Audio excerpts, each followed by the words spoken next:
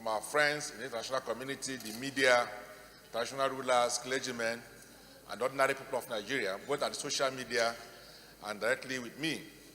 So I would like to thank all of us, all of you, for showing this uncommon concern. Your Excellency, you recall that yesterday I said that before I came to the chambers that I had not had any call or contact with the police in spite of the several calls I made to them that was not returned. But at about 1 o'clock, about 1:30 in the afternoon, the Deputy Inspector General of Police in charge of operations came to my house and he said that it was the IG who sent him to come and see me. He came with the Commissioner of Police in charge of the FCT. I showed them around and of course they were very sympathetic of what happened. So I was shocked when I woke up this morning to read that police said that what happened in my house was a mere case of burglary. I'm at a loss because as we speak, they have not taken statement from my son who was hospitalized. They have not gone to the hospital to find out exactly what happened to my son. They've invited security personnel attached to me. Few reported yesterday, some are still reporting this morning, including my ADC. They have not taken their statement, and they came to the conclusion that what happened was a mere case of burglary. They looked at the CCTV footage operated by the DSS staff in my house. Apparently, they were not able to figure it out. And so it was easy for them to quickly dismiss what happened. Unfortunately to them, later yesterday evening, a technician came and was able to figure out, able to produce the CCTV footage of everything that happened, including how the people gained entrance into my house and how they got all the way to my room, the fight that ensued between them, myself, my wife, and my son, and all the effort we made to save our lives. I'm happy that we have that in our custody, which the police is not aware of. And I'm sure that Nigeria will be shocked at what transpired, all the effort we made to save our lives.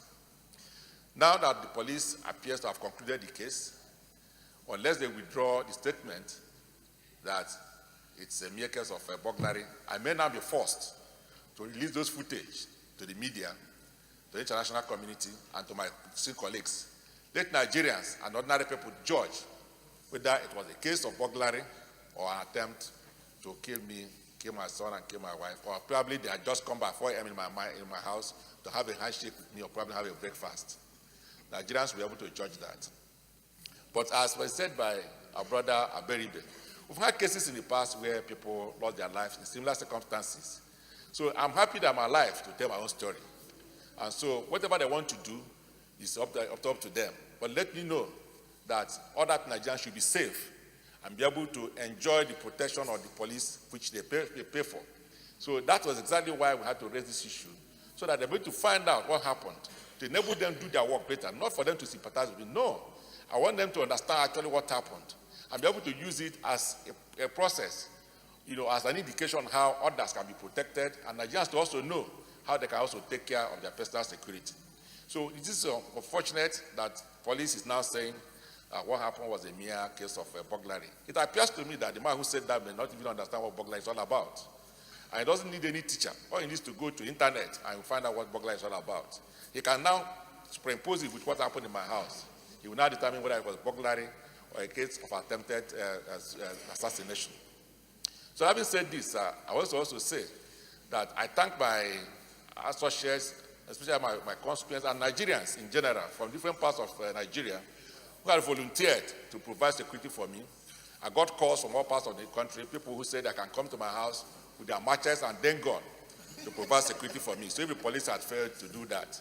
So if they fail to withdraw the statement, maybe I have to accept those offers so that Nigerians from all walks of life with their matches and their then gun can come and reside with me. And those who want the cause to provide security for them, because we've lost confidence in our security system, especially the police. But I don't want that to be our portion. We pay for this. We want to have a police system that works for everybody. The one that's responsible, we should be proud of. Our police people have shown professionalism when they are out of this country and made all of us proud.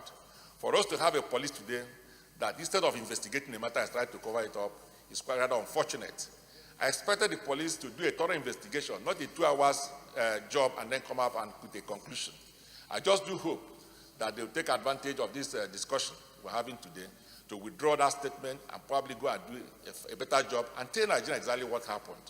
So on this note, again, I want to thank all of you for your concern.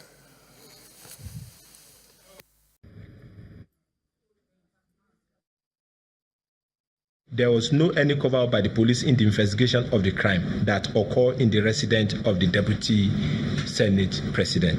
And that is why the 4 police personnel and 1 personnel of the Nigerian Security and Civil Defense Corps on duty at the residence of the Deputy Senate President at the time of the incident have been arrested, and they are still in detention and are being investigated for negligent act and dereliction of duty. It is also not correct that police responded after 7 hours because the resident of the Deputy Senate President share fence with the Abo Legislative Quarters police post. Suspect in this matter, 1, Mohammed Yusuf. Mohammed Yusuf is here with us. Yesterday I made mention of this case, and I did promise that the force is going to parade the suspect, and I'm parading the suspect before you today for members of the public to see the suspect that was involved.